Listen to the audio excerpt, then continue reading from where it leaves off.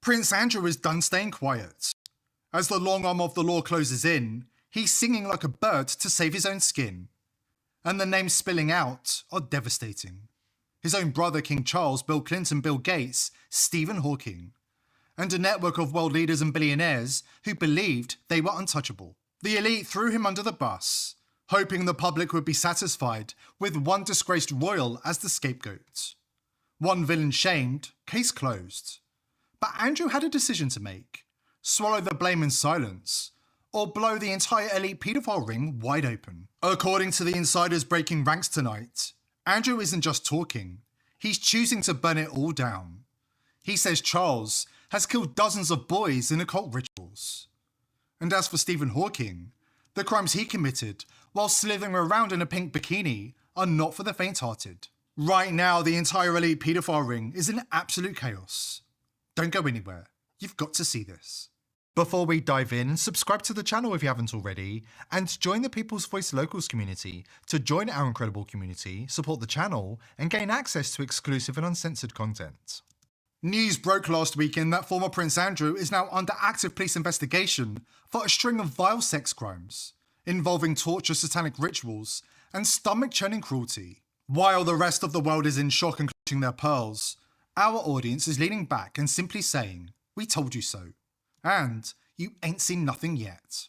The royal family has been rocked by reports of fresh allegations against Andrew Mountbatten-Windsor as the former prince is investigated by police. The police are saying Andrew is being investigated for allegations of sexual offences, and that was key. And by doing that, they're hoping potentially that other witnesses might well come forward. So that was the purpose of the update from the police.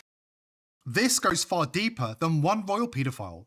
Back in 2020, then Prince Charles openly bragged that the World Economic Forum's Great Reset would give them total dominance over humanity by 2030. Open-air prisons, population control, and the normalisation of paedophilia. But the last 6 years have been a disaster for the globalists. Their master plan is collapsing. The people are waking up. And investigators say the whole elite pedo ring is about to be dragged into the light. And what worries me, actually for the first time in my life, is the front page of the Daily Mail.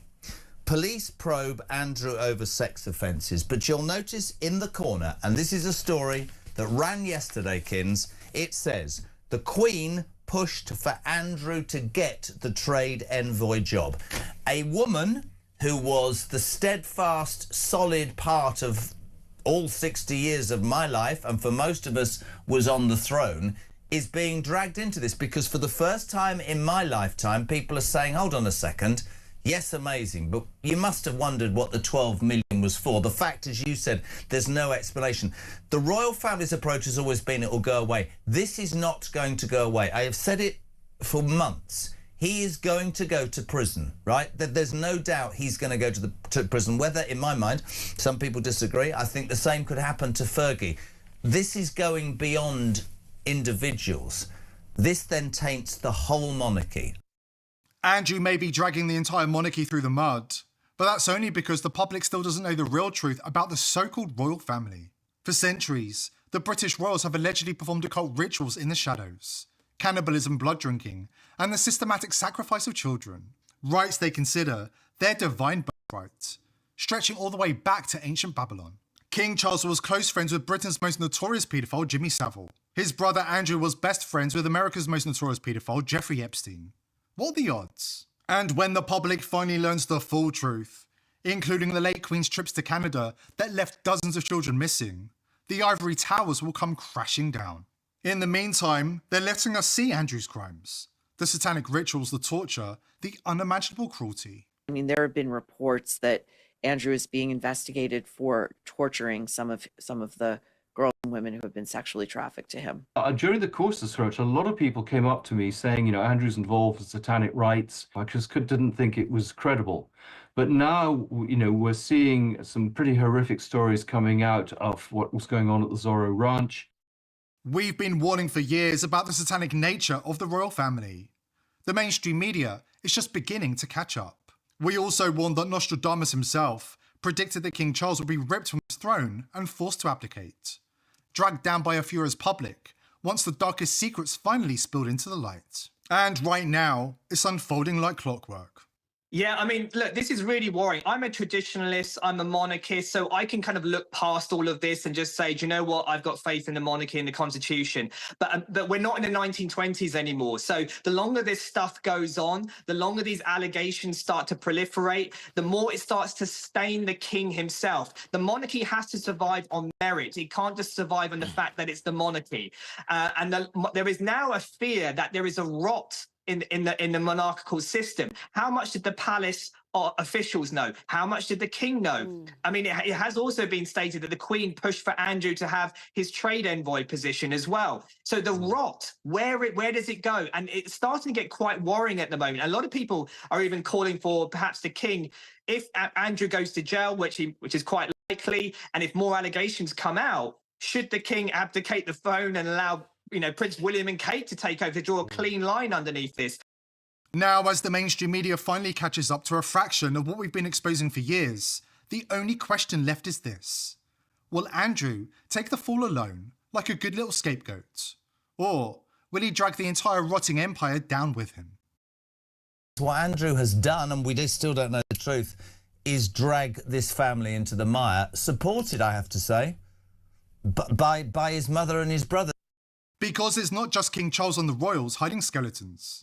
We're talking presidents, prime ministers, billionaires, and Israeli prime ministers, all tied into the same black network. And according to a close friend of Prince Andrew's own daughter, Andrew is cooperating with investigators right now, squealing like a terrified rat to save his neck. He's ripping the lid off the entire elite paedophile ring, naming names, exposing rituals, and dragging the paedophile ring into the light. And it's the details he's exposing about his own brother, including the killings of dozens of children, that have left investigators stunned. We have the raw, disturbing details straight from the horse's mouth after the break. Before we dive into Andrew's police interviews and the explosive names he's giving up, let's talk about the family he comes from. In mid-October of 1964, kissing cousins Elizabeth and Philip paid a royal visit to a Catholic residential school for Aboriginal children in Kamloops, British Columbia, Canada. William Coombs was 12 years old at the time of the royal visit. "I was an inmate at the Kamloops school when we were visited," said Coombs. "I remember it was strange because they came by themselves, no big fanfare or nothing. But I recognized them, and the school principal told us it was the Queen, and we all got given new clothes and good food for the first time in months the day before she arrived. The day the Queen got to the school, I was part of a group of kids that went on a picnic with her and her husband and some of the priests. We went down to a meadow near Dead Man's Creek. I remember it was weird because we all had to bend down and kiss her foot. She was wearing a white lace boot. After a while, I saw the Queen and her husband leave the picnic with 10 children from the school, and those kids never returned. They took away those 10 kids and nobody ever saw them again. We never heard anything more about them, and we never met them again even when we were older. They were all from around there, but they all vanished." The group that disappeared was 7 boys and 3 girls in age from 6 to 14 years old. They were all from the smart group in the class. 2 of the boys were brothers, and they were Matey from Quesnel. Their last name was Arnoux, or Arnold. I don't remember the others, just an occasional first name like Cecilia, and there was an Edward.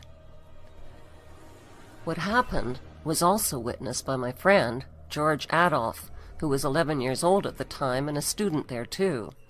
But he's dead now.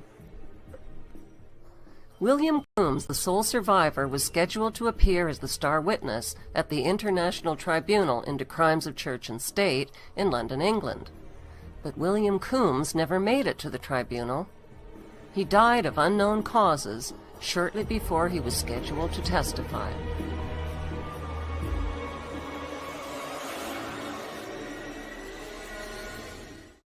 They can no longer hide in plain sight, and Andrew has been chosen as their sacrificial lamb. While the elite paedophile ring scrambles to clean house and throw the public a few scraps to stay distracted, they're not getting it all their own way, not anymore. Andrew is singing like a bird, loud, desperate, and completely off script. And right now, pure chaos is ripping through their ranks, as the whole story spirals violently out of their control. Andrew's daughter Eugenie's friend has the details. Darling, I really shouldn't be saying any of this, but the champagne's loose and somebody has to fill the tea. Andrew, he's singing like a bloody bird. Not little tweets, proper opera. He's given them everything. Names, dates, places, the lot. And, honestly, why the hell should he be the only one rotting in a cell? Bill Gates, Bill Clinton, Stephen Hawking. These people made Andrew look like a cheeky schoolboy on a dirty weekend. Yet, he's the one they've nailed to the cross for the amusement of the masses. He keeps saying the same thing over and over. I was only doing what we're all raised to do. The family traditions, the customs, the rites. It's not as if he invented any of it. This is centuries old, sweetheart. But Charles? Oh, Charles is taking it to another level.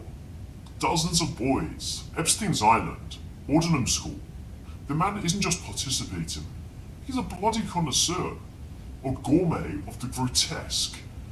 Yet Andrew is the one thrown under the bus like yesterday's garbage. He feels spectacularly betrayed. The firm is supposed to protect its own, he keeps saying. Instead, they served him up on a silver platter with an apple in his mouth. So now, he's done playing the loyal spare. He's sitting down with the police, negotiating like a proper East End gangster, ready to unload every skeleton in the royal cupboard. The real question, though, is whether the police actually want any of this. Do they really want to extradite President Clinton? Are they prepared to tell the world that Professor Stephen Hawking, the genius in the wheelchair, was a cross-dressing rapist who liked slithering around in pink bikinis for an audience with terrified young men? Because once Andrew starts naming names, the whole glittering shit show goes up in flames. And at this point, he no longer cares who burnt. Let's talk about how the elite are trying to spin this nightmare. Remember, in every joke, there's a grain of truth. On the new Saturday Night Live UK, they're laughing in our faces while slipping us the real story. Andrew was always the designated fall guy, set up from the beginning to take the heat and protect his brother. The brother who just so happens to be far more evil than Andrew ever was. They're mocking us to our faces right now, smirking, laughing, throwing out distractions like we're all idiots. But here's the truth they're desperately trying to hide. They are absolutely terrified. This is why it's never been more important to protect yourself from them. If you're paying for a major VPN, cancel your subscription right now.